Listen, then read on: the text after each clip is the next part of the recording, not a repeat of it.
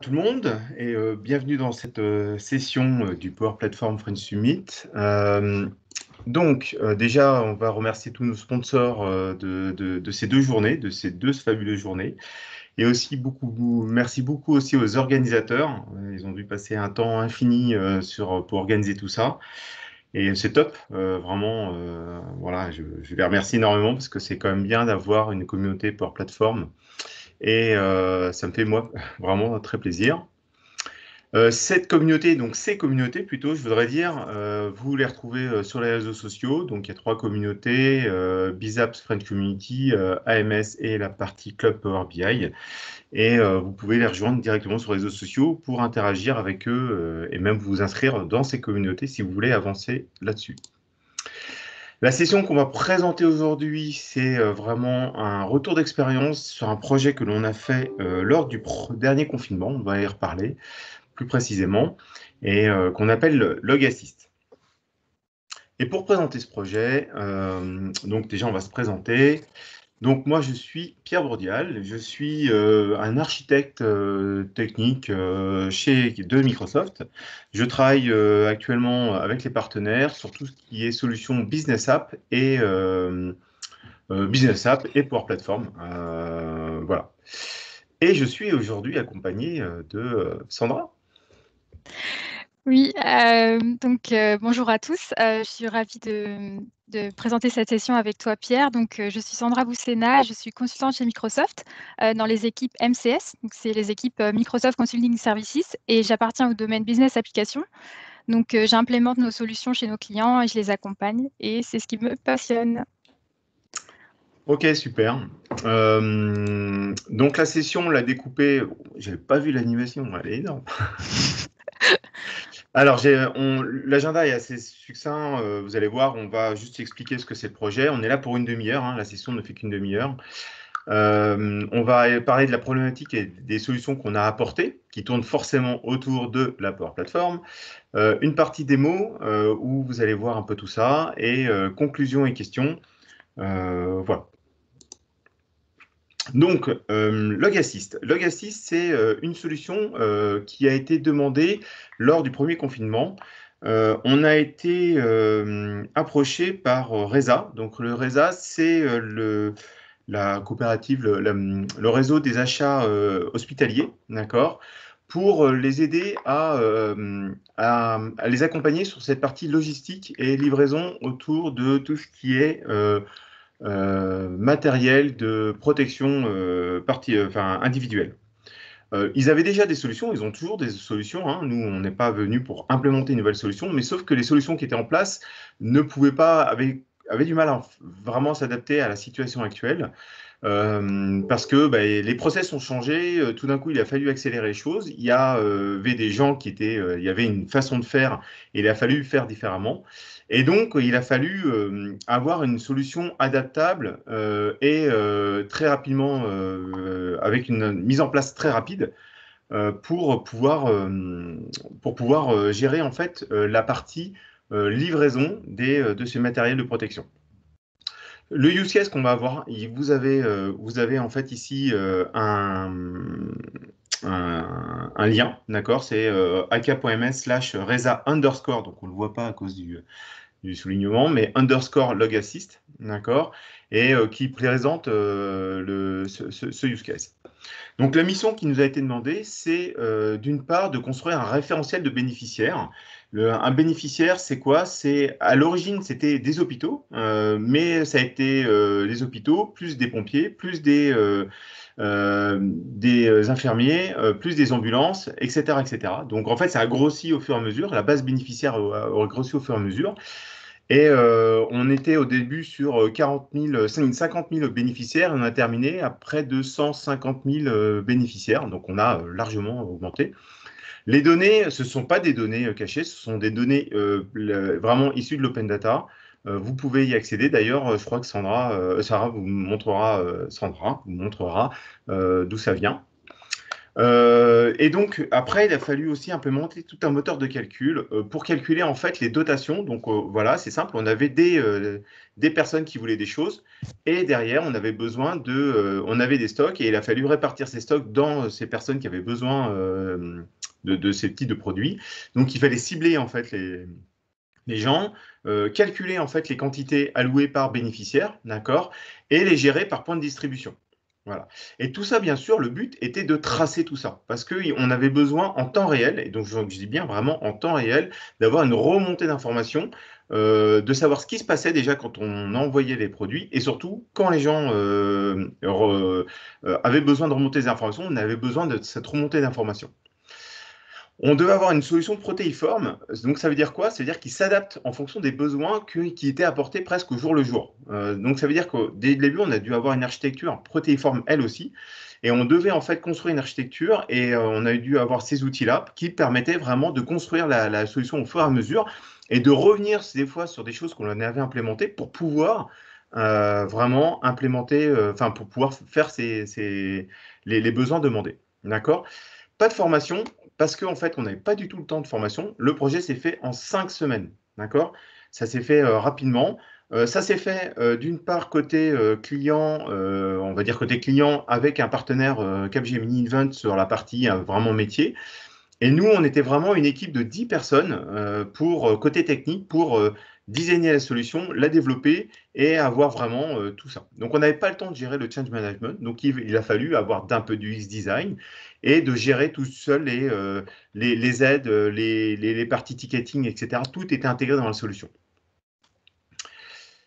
Donc, la distribution des produits, c'était assez simple quand on a commencé à le premier call, hein, je m'en souviens, c'était un samedi matin, on a commencé à voir ce qui était possible, et en fait, c'était assez simple ce qui nous était présenté, c'est-à-dire qu'on avait un stock général qui était là, on avait juste besoin de calculer des stocks à livrer, donc de partager ces stocks en fonction de certains critères. Une fois que ces critères étaient là, on avait en fait un des stocks qui pouvait être alloué à un transporteur. Le transporteur envoyait le stock dans ce qu'on appelle une plateforme de distribution. D'accord? Là, quelqu'un recevait la plateforme de distribution et il regardait, ben, j'ai bien reçu tout ce qu'il fallait. Par contre, ce que je vais reçu, par exemple, des gels hydroalcooliques, ces gels hydroalcooliques, je dois en fait les partager sur les 14 établissements sur lesquels ils sont prévus. Et donc, lui devait prévoir la palette, ben, la dispatcher en plus petit stock. D'accord? Et donc, prévenir les personnes qui devaient les recevoir pour aller livrer en fait ça, ces différents stocks. Donc, c'est vraiment ça, on est sur un stock central et on va dispatcher ça avec des intervenants qui vont valider et qui vont dispatcher ce stock. Donc ça, c'était très bien, ça marchait, on avait bien compris la situation. Par contre, ce qui était plus compliqué, qui était vraiment de dire, bah, en fin de compte, bah, il fallait multiplier ça par presque 50 000. Parce qu'en fait, les plateformes de distribution, non, on en avait 20 000. Mais plus avec toutes les choses qui nous arrivaient, plus au début, on était sur un seul produit, on a été multi-produits, etc., etc. Donc compliqué. Donc il a fallu vraiment se creuser la tête pour avoir une architecture qui permettait vraiment de construire cette partie-là. Et là-dessus, bah, c'est assez simple. La solution, c'était la Power Platform. Donc, la Power Platform a vraiment été la solution que l'on a utilisée du début jusqu'à la fin. On a presque utilisé tous les modules de la Power Platform. Il n'y avait que la partie PVA sur lequel on avait en tête de l'utiliser, mais on n'a pas eu le temps de le faire pour implémenter la solution. Donc, la solution vraiment tourne sur la Power Platform et surtout, déjà, l'aspect central qu'on va avoir, c'est la partie Dataverse, donc CDS. Common Data Service. Donc là-dessus, forcément, on a tout mis dans cette solution. On a capitalisé autour de cette solution qui nous a permis, de pouvoir gérer toutes les données et de très vite pouvoir réagir sur on doit transformer les entités, on doit créer des nouveaux champs, des nouvelles relations, etc. etc. Deux, la point de vue sécurité, voilà, on était sur quand même des données qui étaient potentiellement ne devaient pas sortir. Donc, on était sur des données hébergées en France et surtout, pour l'accès, on était en multi-authentification à chaque fois. On avait toute cette partie-là, surtout qu'on avait deux Azure AD, un Azure AD pour pouvoir entrer sur le tenant, donc normal, hein, voilà, le Azure AD B2C pour que les gens à l'extérieur puissent venir en s'inscrivant avec des logins exotiques, on va dire. Et voilà. Donc, on gérait cette sécurité. Et donc, c'est pour ça qu'on s'est vraiment appuyé sur cette partie Dataverse. Une fois qu'on avait ça, on a construit notre modèle de données qui a évolué à chaque fois. Hein. Donc, il faut bien imaginer qu'à chaque fois, on a presque remis en cause presque chaque semaine. La première, presque le premier week-end sur lequel on a travaillé, c'est le chargement de données. D'accord. Ce chargement de données, c'était un chargement initial autour d'une part, une grosse partie sur la partie Open Data, en utilisant ce qu'on appelle les data flows. D'accord. Les data flows nous ont permis vraiment de charger ces données-là, de gérer cette partie référentielle et surtout de commencer à savoir, ce qu'on n'avait pas prévu au début, c'est qu'en fait, ce chargement-là, il faudrait le répéter et répéter ça presque toutes les semaines, voire tous les 2-3 jours. Donc, on a pu scheduler ça assez simplement dans Dataflow et ça nous a rendu un grand service pour charger les données. La partie Power Query est top. Après, il a fallu inventer un moteur de calcul. Donc, ce moteur de calcul, on s'est basé, au début, on voulait l'implémenter dans la partie Dataverse avec un scheduling autour enfin, un ordonnancement autour de la partie Power Automate. En fait, c'était possible, mais on avait en fait une problématique on ne savait pas vraiment ce qu'allaient être les critères. Il nous fallait vraiment une capacité de calcul parce qu'on avait quand même des volumétries et au début on pensait qu'on était sur des volumétries de 50 000, mais on savait que ça allait augmenter, on ne savait pas où ça allait s'arrêter, donc tout de suite on s'est dit ok, on va avoir un problème de paramétrage, enfin de volumétrie et de temps de traitement assez court, donc on va pas, si on le fait sur le Dataverse, qui est, je répète, tout à fait possible, on ne sait pas où est-ce que ça va nous mener, on avait un problème de visibilité. Maintenant, j'aurais les informations, on aurait tout fait sur le Dataverse, mais à l'époque, on ne savait pas. Donc, on a fait tout un moteur de calcul sur Azure, des Azure Functions, ordonnancés par des Power Automate. Tout l'ordonnancement était sur Power Automate.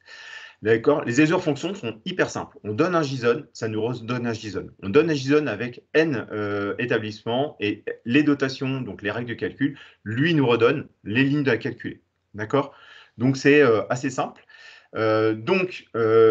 Aussi, les règles de calcul, on a fait un catalogue de règles de calcul et en fait, pour les calculer après, en fait, nous, on ne touchait plus à rien. Après, c'était que du paramétrage, que du no-code. On disait le type de règles de calcul qu'on voulait et on ne s'en occupait pas. D'accord. Donc après, on était vraiment en no-code pour cette partie paramétrage. La première application qu'on a fait, c'est en mode ERP, donc en mode, donc c'est une Power Apps Model Driven, donc c'est vraiment du list formulaire pour ceux qui ne connaissent pas. Là, le but était de gérer le référentiel, les bénéficiaires, de pouvoir travailler autour de ça, réaliser les hiérarchies, comprendre en fait qui avait accès à quoi, d'accord? Là, on avait tout cet aspect sécurité, segmentation. Moi, en tant que personne A, j'ai accès à tant de bénéficiaires. La personne B n'avait pas accès forcément à ses bénéficiaires. D'accord. Donc, on a dû gérer toute cette partie sécurité à l'intérieur. Et on avait aussi tout cet aspect lancement, réalisation des règles de calcul. Donc, les règles de calcul, c'est ce qu'on appelle des doctrines. Les doctrines, ça marche par vague. On avait la vague 1, la vague 2, la vague 3, et en fonction des vagues, on avait les critères. Donc, une vague a plusieurs doctrines, et dans ces doctrines, on va avoir un critère de segmentation sur quel établissement je vais calculer, et les règles de calcul, et les produits qui sont concernés. À partir de là, je vais créer en fait les dotations que je vais avoir sur mes bénéficiaires. Donc ça, c'est presque semaine 2, on a mis ça dans les mains des administrateurs pour pouvoir avancer. Semaine d'après, c'était presque cadencé par semaine. Hein. Ben voilà, on devait en fait s'occuper des plateformes de distribution. Les gens dans les plateformes de distribution n'ont pas la capacité, enfin n'ont pas le temps d'aller gérer un mode ERP avec des listes formulaires. Il leur fallait quelque chose d'hyper simple qui aille droit au but. Et mon but, c'est quoi? C'est je reçois une palette, je dis que j'ai reçu tant, d'accord? J'acquiesce, j'acknowledge, je dis que c'est OK sur la livraison de la palette, ou je dis que j'en ai reçu moins, ou que j'en ai reçu plus. Et après, je dispatche. Je prépare mes colis pour les gens qui vont arriver. Les plateformes de distribution, au début, c'était normalement des plateformes logistiques, mais des fois, ça a été des hôpitaux, des cliniques spécialisées avec des gens qui récupéraient ça, qui n'étaient pas forcément leur boulot. Donc, il a fallu faire une application très rapide. Donc là, on utilisait la partie Canvas pour vraiment gérer toute cette partie-là. D'accord? Donc, je récupère, je valide. Et quand quelqu'un arrive, je dis, tu viens de tel hôpital ou de tel groupement, ok, je te donne, voilà ce que je te donne, et je dis que j'ai bien donné à cette personne-là. Une fois qu'on avait ça, on avait déjà envoyé tout ça, mais maintenant, ce qu'il nous fallait, c'est cette partie capacité de remonter les informations. Et ça, on a utilisé le portail pour faire ça, Power Apps Portal, pour gérer ça. Donc, on avait tout un processus d'onboarding de ça, avec la validation multi-authentification autour de Azure B2C et de récupération des remontées vraiment urgentes. Ça veut dire que tout d'un coup, j'ai un problématique, je dois le remonter pour tout de suite modifier les critères de calcul. Donc ça, c'était vraiment ça, et plus récupérer les informations autour de la livraison. Et tout ça, en fait, pour un Power BI qui permet de voir complètement la capacité de la plateforme, de ce qui se passait sur le terrain, de voir que le niveau de ce qu'on livrait, la vague était remplie par remplie, les gens les avaient bien reçus dans les établissements, et donc on avait en fait tout ce suivi. Donc le Power BI, c'est pas construit à la fin, c'est construit au fur et à mesure, mais vraiment la dernière semaine, on a mis vraiment un focus là-dessus pour vraiment remonter les problèmes et en fait, ne pas que voir ce qui arrive, c'est être un peu proactif sur les problèmes qu'il pourrait avoir. Voilà. On utilise beaucoup de choses sur la Power Platform, beaucoup de choses aussi sur Azure, autour de, là on voit Azure Function, on avait du App Insight, on avait du App front Office pour la partie portail. Donc on utilisait plein de choses, mais vraiment, la majeure partie était sur cette partie Power Platform. Voilà, on va vous montrer tout ça. Sarah, je te laisse la main. Tu vas nous faire rêver. Oui, ça marche. Du coup, on a juste la présentation des personas après, avant de commencer la démonstration. Donc, on peut aller à la slide d'après, du coup. Ouais. Merci. Super. Donc du coup, avant de commencer la démonstration, on voulait juste rappeler les 4 personas, donc le type d'utilisateur qui utilise la solution Log Assist. Donc on va avoir 4 types de personas. La première, c'est responsable du référentiel des établissements. Donc c'est la personne qui souhaite centraliser toutes les informations des établissements hospitaliers. Ensuite, on va avoir le gestionnaire de dotation. Donc, c'est la personne qui va configurer les dotations dont parlait Pierre tout à l'heure pour les bénéficiaires. Donc, gérer les produits, configurer les doctrines. Donc, les doctrines, ce sont les règles de distribution. Procéder à l'exécution des calculs et enfin, ajuster les résultats si nécessaire. Ensuite, on va avoir l'opérateur de plateforme. Donc, cette personne va utiliser la Canvas App, on va le voir tout à l'heure, pour confirmer la bonne réception des produits et redistribuer les équipements aux établissements.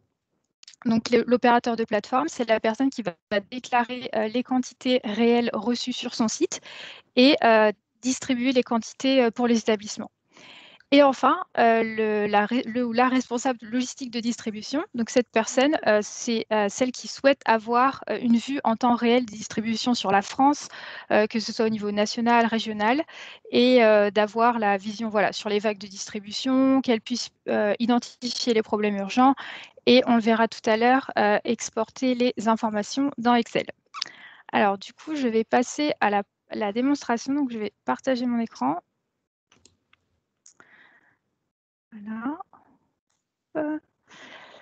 Voilà. Donc, dans cette démonstration, on va successivement nous intéresser donc à ces 4 personas qu'on vient de présenter et qui utilisent la solution Log Assist. Donc, pour commencer, on avait le responsable du référentiel des établissements et comme on l'a dit tout à l'heure, son objectif, c'est vraiment de centraliser les informations des établissements hospitaliers. Donc, du coup, la première étape, ça va être de se rendre sur le site du gouvernement, donc c'est ce site-là, où sont stockées les données en open data. Et du coup, en tant que responsable du référentiel, je veux pouvoir récupérer ces données et les intégrer très facilement via ce qu'on appelle les data flows. Donc ici, ces data flows qui ont été mis en place, ils sont directement connectés au site et on peut voir à droite les différentes étapes qui ont été mises en œuvre par l'équipe projet pour transformer les données et procéder simplement au chargement des données dans le CDS, donc, qui s'appelle aujourd'hui Dataverse. Et ces data flows, ils peuvent être lancés manuellement ou automatisés. Donc, ce qui est unique de manière journalière, etc.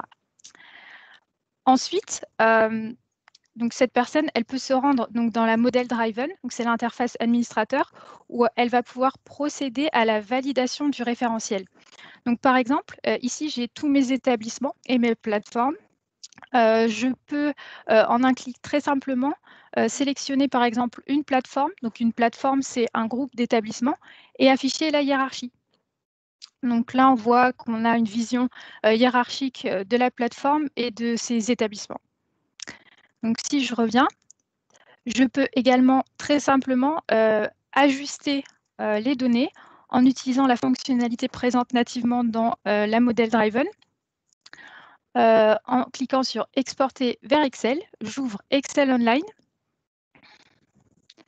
et je peux très rapidement mettre à jour les données. Donc, je peux mettre 8, 42, etc. et j'enregistre. Et là, du coup, les données vont être envoyées pour importation.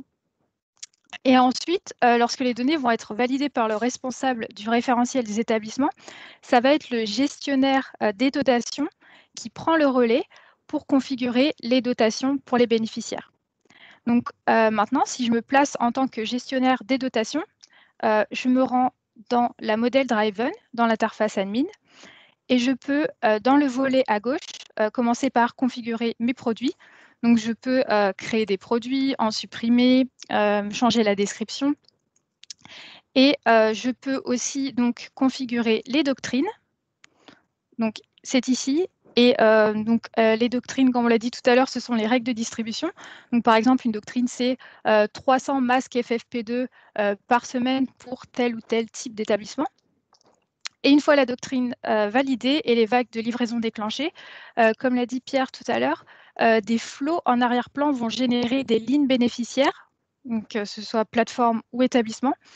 Et la quantité allouée à chaque ligne bénéficiaire, elle sera calculée à l'aide d'une Azure Function, que l'on appelle ici moteur de calcul. Ici. Et enfin, je peux, si je le souhaite, valider les résultats en me rendant à gauche dans les lignes établissements ou les lignes bénéficiaires. Et je peux grouper ici par vague de livraison pour avoir une vue plus simple et regrouper toutes les lignes bénéficiaires qui ont été générées par vague de livraison. Et je peux également, comme on l'a vu tout à l'heure, utiliser la fonctionnalité ouvrir sur Excel Online pour pouvoir faire les ajustements nécessaires s'il le souhaite.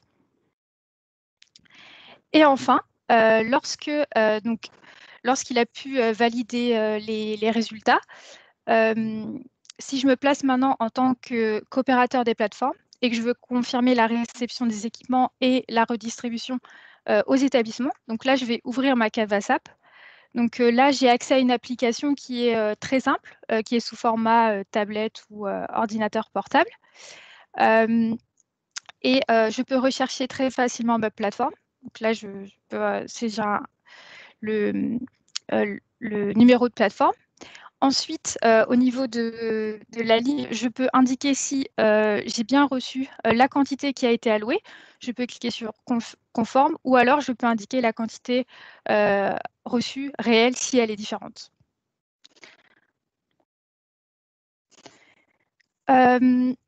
Et ensuite, un coursier vient et il me demande par exemple de récupérer un colis ou une palette. Et du coup, je vais passer sur cet onglet établissement et je vais pouvoir lui donner les équipements et enregistrer. Voilà, donc si tout est OK, c'est bon. Et je peux indiquer si ça a été bien expédié. Voilà. Et enfin, toutes ces données, elles vont remonter dans les données centrales qui sont visibles dans les rapports Power BI, qui se présentent comme ceci. Et si maintenant je me je me place en tant que le dernier persona, donc c'est responsable de direction de logistique. Je peux avoir une vue en temps réel des distributions sur la France ou par région et avoir une vision sur les vagues de distribution. Donc là, j'ai différents onglets, donc par exemple, analyse par région et plateforme, par établissement ou une analyse plus détaillée. Et enfin, je peux aussi utiliser la fonctionnalité d'export Excel pour pouvoir exporter très simplement les données qui sont présentes dans mon Power BI. Voilà. Donc on a dans la solution Logassist, on a quand même beaucoup de technologies Microsoft Power Platform qui ont été mises en place, comme l'a dit Pierre, en 5 semaines. Qu'on a, si on fait petit récap, on a les data flows pour permettre de charger les données, la Canvas App, la model driven, les flows, le moteur de calcul Azure et le Power BI mis en place. Et le portail qu'on ne montre pas parce qu'on n'avait Ah pas le oui, temps. absolument. Oui, tout à fait. Mais Voilà. le port portal qui est là et qui permet en fait de voir les données. Ok. Tout à fait. Merci Sandra. T'en prie, je te repasse la main. Ouais, bah, de toute façon, on a fini là. Ouais. Bah, voilà, en fait, ouais, c'était un beau projet. On a beaucoup travaillé, hein. C'était 5 semaines assez intensives. Mais bon, c'est quelque chose qu'on a fait le confinement. C'est quelque chose que Microsoft a fait bénévolement, hein, ça, il faut le savoir. Donc voilà, et la plateforme est toujours utilisée actuellement, donc tant mieux. Et toujours gérée aussi. Voilà. Il y avait des questions. Alors, attendez. Ouais. Au niveau des licences pour plateforme, donc quel coût? Alors, le coût complet, je ne sais pas, mais par exemple, il faut le savoir que tous les gens tout ce qui est administrateur était, en fait, les gens, ils n'avaient pas besoin de beaucoup d'apps, hein, ils étaient que sur une app, donc c'est un plan par apps, hein. Donc qui permet de consommer vraiment une apps, enfin deux apps là-dessus. Donc c'est la licence la moins chère. Donc c'était principalement ça pour faire tourner nos apps.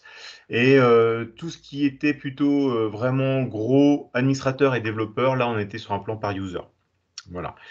Après, on avait un portal qui était lui disponible et on avait toute cette partie-là. Donc voilà, en termes de licence, on est majoritairement en plan par apps, après quelques par user pour la partie admin et un plan portal pour les personnes. Donc il n'y a pas énormément de connexions, mais c'est ça. 5 semaines. Alors, quel profil? On avait plusieurs types de profils. On avait des gens expérimentés, hein, clairement. On avait sur les 10, il y avait quand même 5 personnes qui ont fait très longtemps du Dynamics dans des projets, d'accord, de type architecte. Après, on avait des gens qui venaient de Modern Workplace, qui étaient fait beaucoup de SharePoint. Parce que derrière CRE, on avait une partie SharePoint sur la partie exposition. Toute la partie Canvas, bah, c'était des gens aussi qui étaient qui étaient assez, pas enfin, qui connaissaient un peu cette partie Canvas et qui ont vraiment bossé là-dessus. Voilà, donc on était à peu près moitié d'expérimentés et moitié de personnes qui montaient qui avaient des bonnes compétences.